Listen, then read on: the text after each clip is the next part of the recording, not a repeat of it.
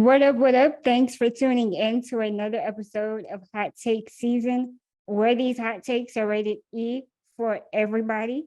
I'm your host, Mia Me. I've got Grace here to co-host this segment with me. How are you, Grace? I'm good. How are you? I'm good. So our guest for this episode is actually a former classmate of mine and Grace's. So we have like a Dallas Baptist broadcasting reuniting situation going on here. But he is a lover of sports. Austin Foss, welcome to the show. Thank you. Thank you for having me. I'm excited to be here. All right, Austin, glad to have you. If you could just give us a little bit into your sports history, kind of get us up on what you're doing nowadays. Yeah, so went to Dallas Baptist, like you said, helped start the broadcast of baseball and basketball games and so on and so forth. After college, went to actually work for ESPN for 3.5 years up at the headquarters in Bristol, Connecticut. So had to rep as much Texas stuff as I can, hence the Whataburger hat that you see here. And it was great. I had a chance to do stats for 2 years. So basically helping with a lot of the kind of next level stats that you would see for NFL, NBA, things of that sort. And then for the last 1.5 years that I was there, I actually did highlights. So essentially cutting highlights for SportsCenter, Baseball Tonight, things of that sort. So, basically get assigned a game, kind of do your research on it, figure out a storyline. And then, of course, the game never goes according to what the storyline is, right? So did that for a few years and then actually transitioned out of that. So now I'm actually a mortgage broker on that front. So the natural transition, of course, but no, I still follow along because it's still in my blood as far as following along with, what's going on in the sporting world. All right. So favorite teams?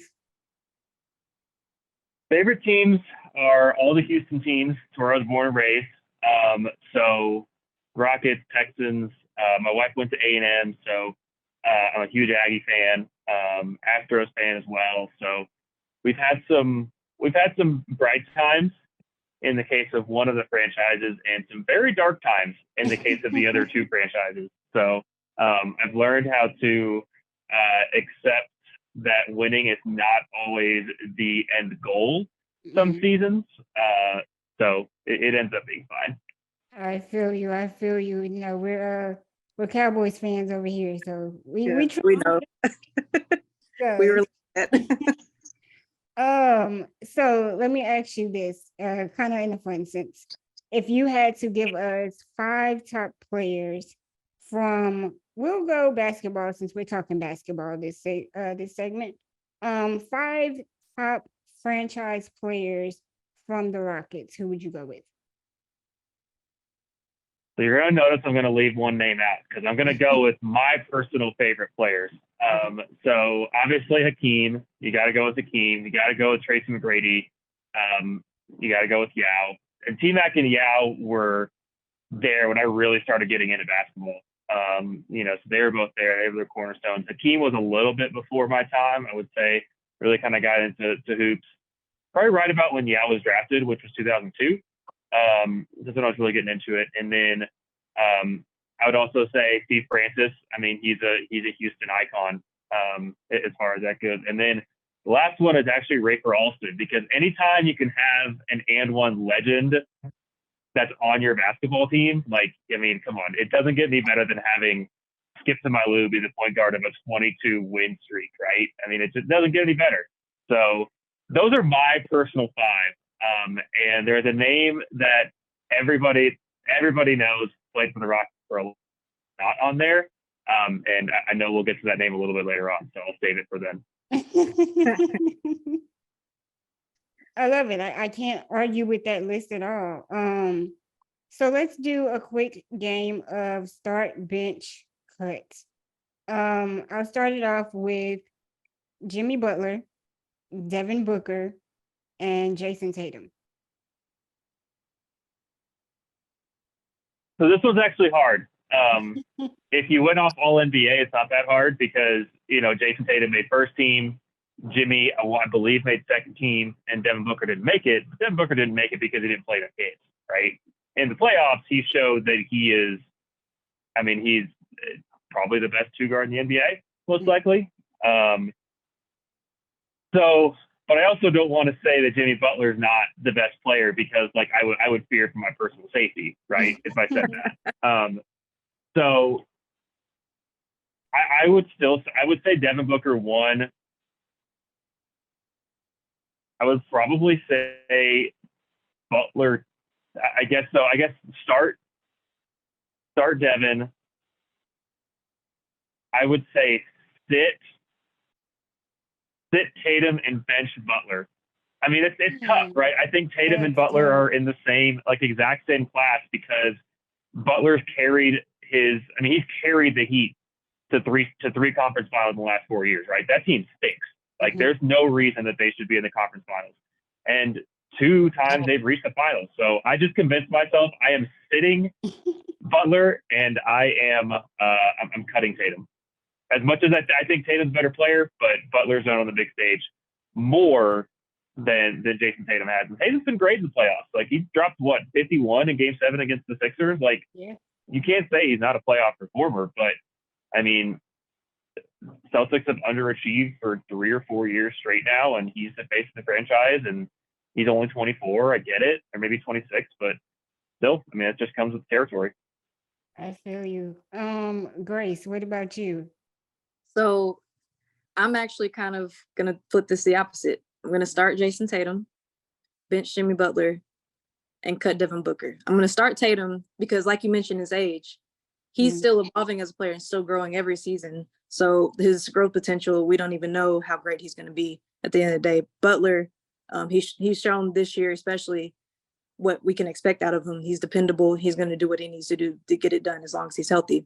Booker, kind of the same way, but it seems like the Suns always fall short, and you can't put that all on one player. But it's a consistent issue. So I'm just, because of the nature of the situation, I got to cut Devin. So me, I am starting Jimmy Butler. I'm benching Tatum, and I'm cutting Booker. I think Booker has kind of underperformed when it came to the playoffs. And just not been what you would expect him to be. And just take everything into overdrive. And they've added some pieces to kind of help over there, and we still didn't get the book I would expect to get. So for that, I'm gonna cut Booker. Let's go James Harden, Kyrie Irving, and Damian Lillard. This one is easy. Like, this one is very easy. I will start Lillard. Like, this is like, no, full stop. Starting Lillard. I'm sitting Harden and I'm cutting Kyrie. Like, just I would much rather have Kyrie or Harden in that first list and then bump one of the others down, because that would make my life even easier. But I mean, Lillard's been the face of the Blazers since he got there, right? 10, 12 years ago. And they've fallen short because they haven't constructed a good roster around him. They've always had a small backcourt, right? First it was Dame and CJ McCollum for years and years, and they couldn't defend anybody. You know, they tried having like Al-Farouq Aminu and Mo Harkless and name your wing here. It didn't work, right? Because you just bully ball those two smaller guards. Well, now they get rid of McCollum, and now Anthony Simons is there. So it's the same thing, and they still can't defend anybody. Lillard is not a good defender, but I mean, I'm not going to sit here and say he's, Jason Kidd defensively or anything, but he shoulders so much of the load, and he's hit 2 walk-off shots, right, in the playoffs. One against the Thunder and one against the Rockets. We're not going to talk about that one, but I mean, he's been a playoff performer his whole career. I'm sitting Harden, which is pretty easy. You'll notice I didn't name him as one of my favorite Rockets. He is so hard to watch play basketball. I mean, he's the personification of the Charles Barkley dribble meme, right? Mm-hmm. I mean, he will bring it up and he will just dribble at the top of the key. And he's a fantastic offensive player, generational, Hall of Famer, first ballot. I get it. But so many Rockets possessions and now so many Sixers possessions come down to Harden dribbling at the top of the key and the other 4 guys just chilling out, right? And I feel like it's hard to create a good playoff offense. Regular season, that's fine. It's going to work because he's that good. But a good playoff offense, when that's your whole offense, the dude just dribbling at the top of the key and the other guys are just standing there, right? I mean, I play pickup basketball, not very well, but I play. And it's not a good time if I'm just standing in the corner, not involved, right? People aren't going to want to move if they're not going to get the rock. Kyrie, I am out of the Kyrie business altogether. I have zero interest in having him on my team. He's a great offensive player. He's done nothing when it's just been him. You look at the Celtics, you look at the Nets. They performed pretty much just as well when he was out of the lineup versus when he was in the lineup, and he has more off the court baggage than anybody else in the NBA. I mean, just teams are just like, no, I'm out. Like, if the player that good is garnering just such little interest in the NBA because they don't want to deal with him, like, I have no interest myself. So that's an easy cut on my books. Like, I would just never be in the Kyrie Irving business. Oh, wow. Okay. What about you, Grace? So I'm also going to start Damian Lillard, just because as much success we haven't seen from the Blazers, like you said, he's always been consistent and performed for that franchise. And I think his body of work speaks for itself. I am benching Kyrie Irving because historically, I think everybody knows he's a phenomenal player. Not many people can handle the ball the way it is. He's a magician. But historically, I've been a critic of the fact that he's allowed these off-court things to impact his presence on teams, his performance on the court, and it's just all around not good for basketball or good for business.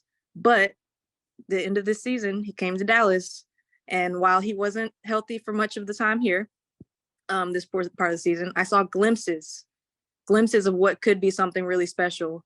And I think that, and like I said, it's been a very short period of time, but he didn't have any off-court trouble or drama, which is setting the bar really, really low. I'm acknowledging that the bar is on the ground for expectations. But and the other reason I'm benching Kyrie is because if anybody that's ever listened to an episode of Hot Take, you know how I feel about James Harden. I'm cutting him. He's got to go. He's a bum. He's a waste of talent. He's so talented, and it's wasted every season consistently.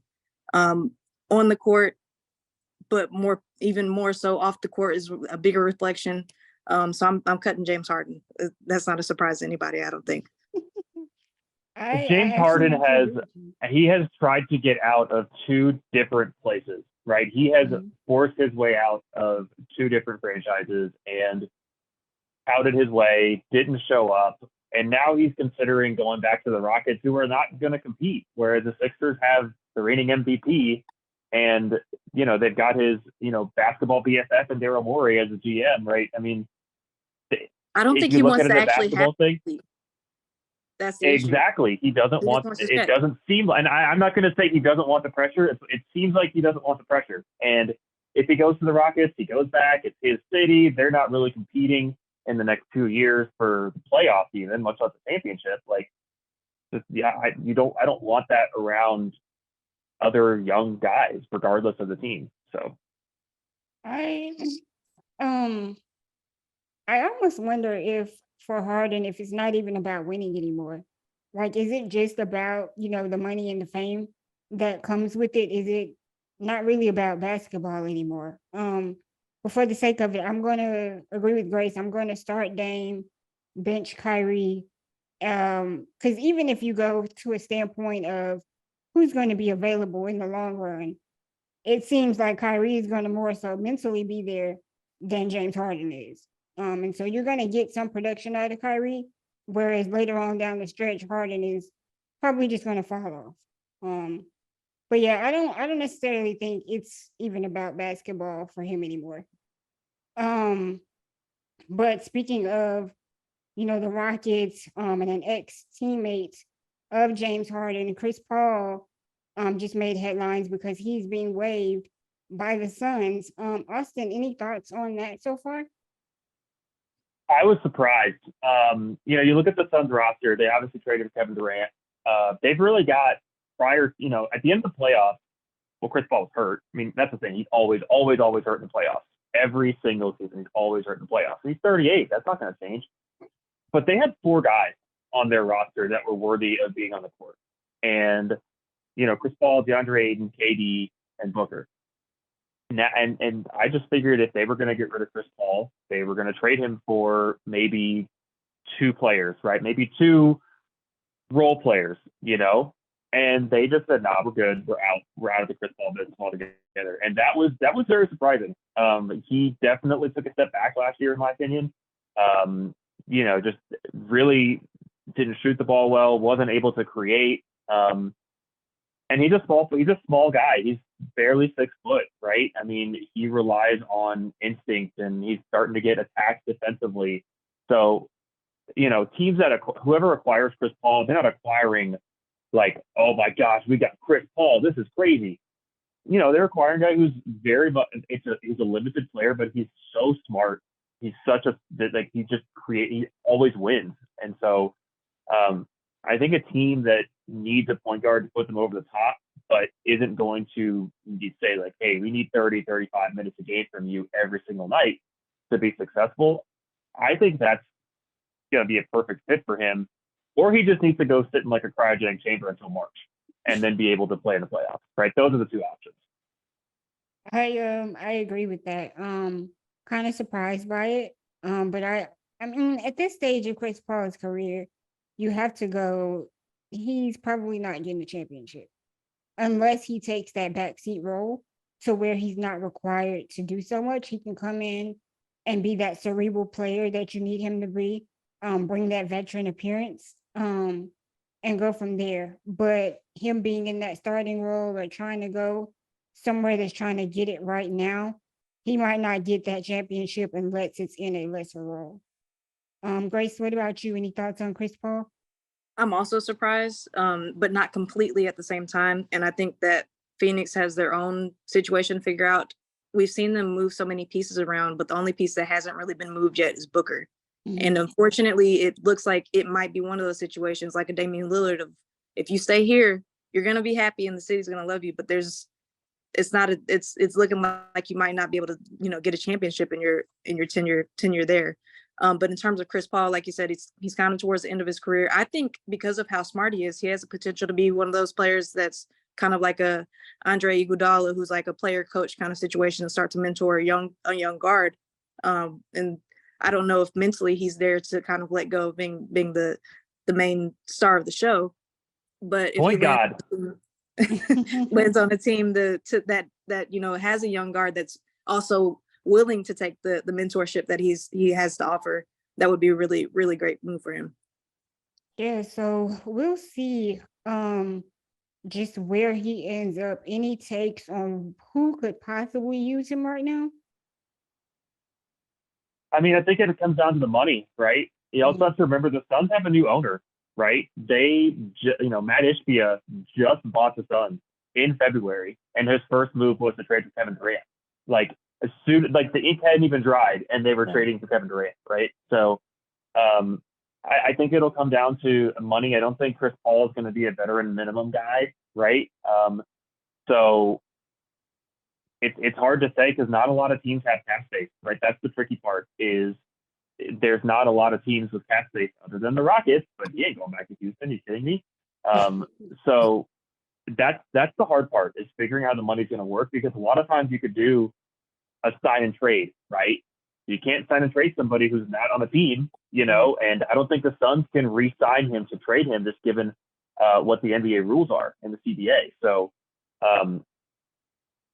maybe somebody with like a tax mid-level exception, but that's like 7.6 million, something in that range. And, he was planning to make 30 million this year. Like, that's a big cut. So we'll see. I have no idea, right? I think it's going to be a team that needs a point guard. I mean, you obviously look at a team like the Lakers. Do they want to take on another, ancient guy, something like that?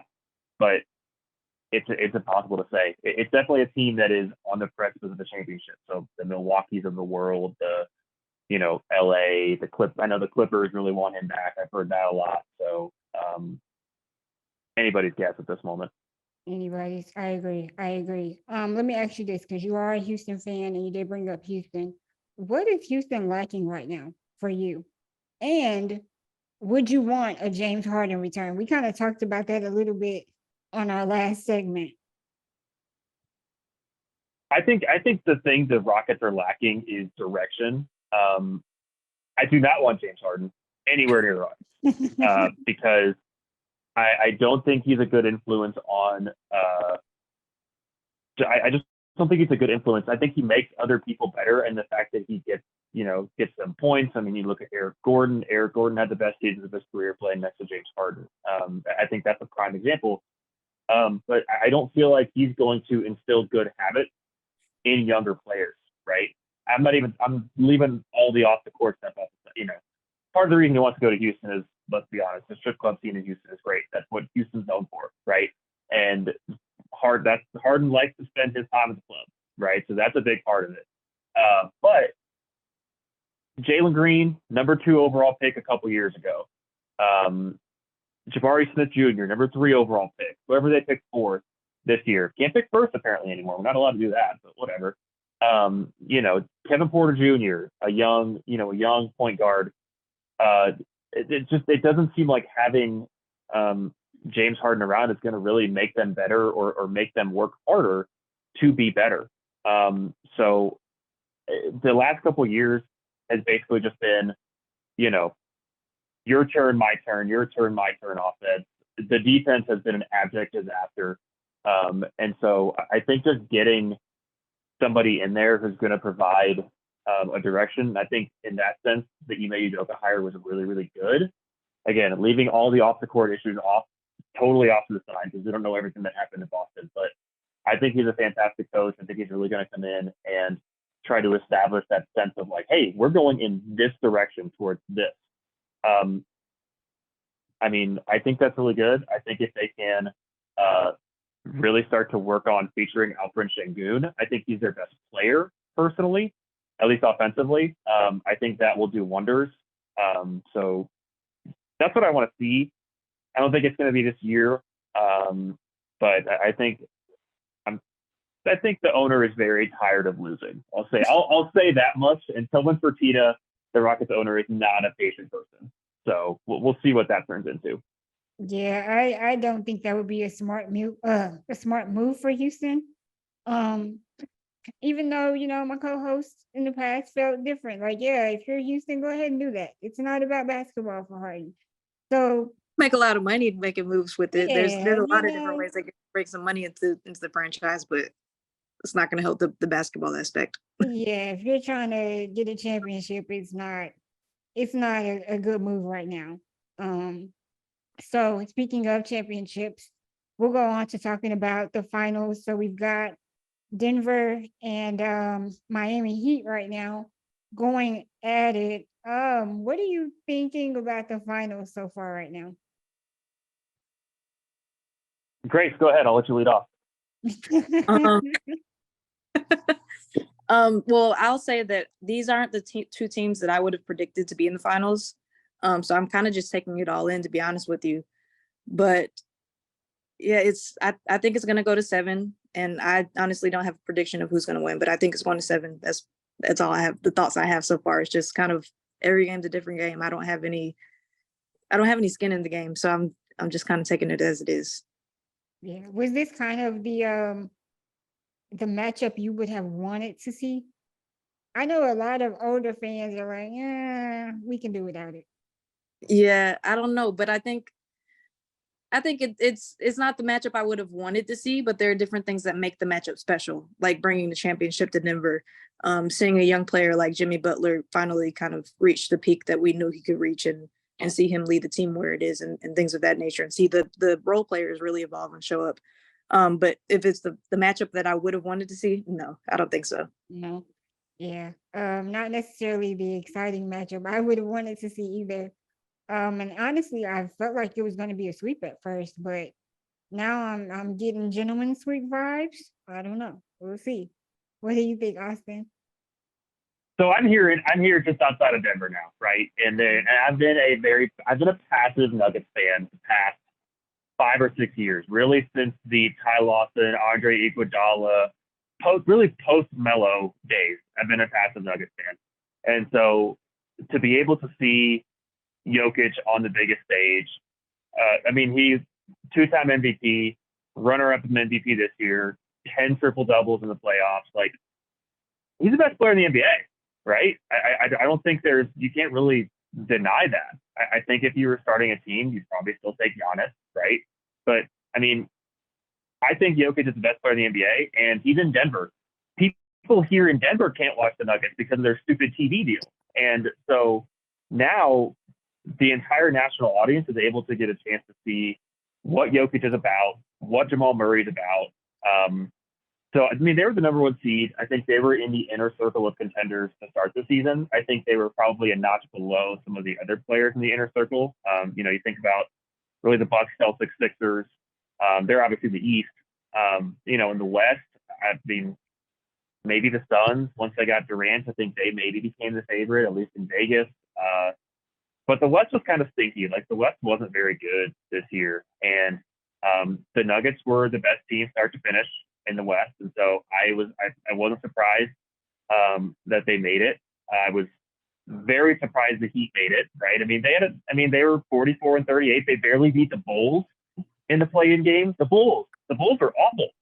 And they barely beat the Bulls, and then took on the Bucks, who were my pick to go to the finals in the East. They beat them in 5. They went up 3-0 on the Celtics, who were, they were probably the most complete team in basketball from start to finish. They beat them in 7, and they had a negative point differential in the regular season, right? They barely won games when they won, and when they lost, they would barely lose them or get blown out, right? They never blew anybody out. And it's not one of those things where, they squeaked in, but you could see them coming at the end of the year, or they were doing this differently. It's like, no, like they started making shots, and their 6th Man of the Year candidate also broke his hand at the beginning of the playoffs. And one of their other guards, Victor Oladipo, tore his knee up again, right? So they lost 2 of their role players, and they're still doing this. So I think it's insane that they're here. I feel like the Nuggets on paper are a better team, but as I mentioned, the Heat have now been to the finals 2 out of the last 4 years. They were 1 shot away from making the finals last year. So like, there's something brewing in Miami. So just because of that, like, I can't say that the Nuggets, for sure they're going to go Nuggets in 5, Nuggets in 4. Like, I said Nuggets in 6 to start just because of their respect to the Heat. But I love that we're getting to watch Jokic just obliterate the NBA without really being able to jump, over, a cardboard box, right? It's awesome to see. Yeah, I think, and he's a different type of superstar, right? He doesn't. Game 1, he took 13 shots, something like that, 12 shots. He's not the superstar that's like, okay, get out of the way, give me the rock, I have to go to work. Right. Like, he gets his points in the flow of the offense and still just puts up monster numbers. Like, it's the opposite of Harden, right? The guys around him, they want to cut, they want to move, they want to do X, Y, and Z because they know if they move, they're getting the rock. So I love watching Jokic play. I watch highlights of every Nuggets game just to see what he does. Yeah, I think the Nuggets just have that firepower right now, and you bring up the Heat kind of scratching and clawing their way to the finals, losing 2 role players, and just winning series from being down. Well, Boston, they were up that series, and Boston tried to come back and win that. But still, the Heat have scratched and clawed their way here. I don't think many of us expected Miami to be in the finals this season. But I think Denver just has the roster, the firepower to combat it. When you come in and you look at how Jamal Murray has contributed in the playoffs, just his whole playoff run has been insane this season. So I think Denver is pretty loaded. It would be crazy for Miami to somehow pull off a win in the finals. I'm saying win the finals. That would be crazy to see, but we'll see. We're 3 games in now? So yeah, we'll see. What does a loss say for the careers of Jimmy Butler, or if the Heat win, what does it say for Jokic's career? I don't know that a loss does anything negative for either of them, to be honest with you. I think whoever wins, this is going to be a very special title. I mean, you look at Jokic, who has, it'll be so. It's crazy how similar Jokic's kind of arc is to Giannis. Giannis won 2 MVPs in a row, but didn't make the finals. And that was held, didn't make the finals, didn't advance to the playoffs far enough. That was held against him when it came to the third one. His numbers were almost identical when he didn't win his MVP the third season, but he won the finals that year. You look at Jokic, won back-to-back MVPs, and they, didn't advance far in the playoffs. Now, that wasn't his fault. I mean, Jamal Murray tore his ACL, Michael Porter, missed the playoffs last year. So, they were starting Facundo Campazzo and Austin Rivers a couple of years ago as their starting backcourt. It was a mess.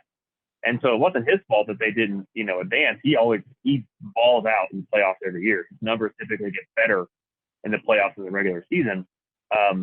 But I think winning, it would cement his status as the best player in the world. And I think for Jimmy Butler, I mean, it would cement his status as one of the best playoff performers in the league, and a guy that it doesn't matter what he does in the regular season. I mean, he still puts up really good numbers, 20, 21, 6 and 5, something like that, really good efficiency, great defense. But you're just terrified of Jimmy Butler in the playoffs. You're just scared of it, right? So because Miami wasn't expected to be here, I don't think a loss hurts him in any way. I think maybe people would look back on Jokic and say, "Oh, he was favored and he couldn't pull it off." But then you look at it and say, "Yeah, but look what he's doing individually. This isn't on him, So I don't think there's any sort of legacy defining thing that could happen if either of them loses. Okay. What about you, Grace? I completely agree for all the reasons you just mentioned, but also the fact that we're more than likely going to see both of them in either conference finals or maybe even the finals again. This won't be their last time making it. And so I think this is just the beginning of their playoff legacies that they're building. So I don't think it's going to be kind of too big of a deal for either player. But I do think it's the start of we're starting to see kind of that taking over of the next generation, even though at this point they're kind of the middle generation of the NBA. But they're kind of taking over the next wave. So it's special to see this transition. Yeah. So it's Denver's not going anywhere. I mean, they've got Jokic locked up on a supermax. They've got Murray locked up on his max. They've got Michael Porter Jr. locked up on his max. Now, Porter's been awful in the finals, so we'll see what they do there. But those are their 3 core guys, and they're locked up for years to come, right? So, they'll obviously have to build around that and deal with all the constraints that come with 3 guys on max contracts. But I mean, if you're a player, and obviously Denver is not a free agent destination, but you get to go play with Jokic, that sounds fun. I'd love to play with that dude, So Denver's not going anywhere. So yeah, I think, like you said, Grace, this is just the beginning for them. Yeah, so it seems like it's a thing of they still have time. Whoever loses still has time to add that to their resume. Especially Jokic at this stage of his career. I think Denver really has something to continue to build upon, and try to get back to another championship next season and the season after that, should the pieces fall in place the way that you would hope for them to. So let's get into it. Finals outcome predictions. Grace, you said it was going 7. Going 7, and I said I don't know who, but if I have to kind of lay it out and make a choice, I'd say Denver probably. Denver. Is going to close it out in 7. All right. What about you, Austin? I said Nuggets in 6 from the start. I think if it was just pure talent on paper, I would have said Nuggets in 5. But as I said, I have too much respect for the Heat, what they've done, to count them out, right? As I said, that would, if I told Jimmy Butler that I was doing Nuggets in 6, I would run for the hills. Or Nuggets in 5, I would run for the hills, right? Just because he just comes to play in the playoffs and doesn't make mistakes. So that's a huge sign of respect to me. And so, yeah, I'm still feeling pretty good about Nuggets in 6, given that they just won on the road in Game 3. So I think for Miami to make this series more interesting, it's going to take all hands on deck. Nobody can really afford at this juncture to have a game off. Now we've seen Bam Adebayo have more points. He's been able to rebound a little more in this series. But it's going to take Caleb Martin to get back in his flow. It's going to take, Gabe Vincent and the other guys to really pull together to stop Denver. And when you just get into the stats of it, like Jamal Murray and Joker are coming off of triple doubles. Both of them had triple doubles in game 3. So that's crazy. I don't know how you even try to combat that. I don't know that Miami has it in them to try to stop that or combat it. I think they got, I don't want to say lucky with winning game 2, but it was a much needed win. Can they pull it off again? I think if they do, it will have to be in Miami. But I don't see Denver letting it go there. So I'm saying Denver in 5. That's what I'm rolling with. I think game 2 was an absolute do or die game for the Heat. Mm-hmm. And they played that way, right? They knew like if we lose game 2, we now have to win 4 out of 5. And I just don't think they knew that was almost going to be an impossibility, and they pulled out all the tricks out of the playbook, and it worked. And Denver really didn't play very well, but at the end of the day, the 2 games that the Heat have lost, I think Adebayo has shot the ball 20 or more times in each game. It was 7 for 21 last night, I believe, or in game 3, I should say. And if Adebayo is shooting 21 times, I know he's a center, he's getting good looks, like that's fine.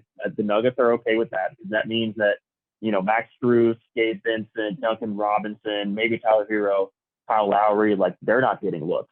Mm-hmm. And shooting 21 times is not what makes Adebayo such a good player. It's his defensive versatility, his playmaking, it's his ability to offensive rebound and finish. So they, all the talk about the Heat wanting to turn Jokic into a scorer, which is just, bogus, as opposed to a passer. Like that's what the Nuggets are doing to Adebayo. They're making him be a scorer as opposed to a facilitator from the high post. So I think if they can continue that, they'll be fine. All right, there you have it. Any other final hot takes before we head out of here? I've given my heart and takes, so I'm going to stick with those. Given that I didn't list him as one of my 5 favorite Rockets, I think that was scorched earth enough. All righty. Well, thank you so much, Austin, for dropping by and talking with us. You're more than welcome to come back anytime you have any other hot takes to get off. Grace, thank you for co-hosting this with me. Y'all keep it here for another episode of Hot Take Season. Oh, Austin, let everyone know where they can find you at. You can find me on Instagram at austin.foss. Twitter, I believe it's just at Austin Foss. So I've tried to make myself as visible as possible. All righty.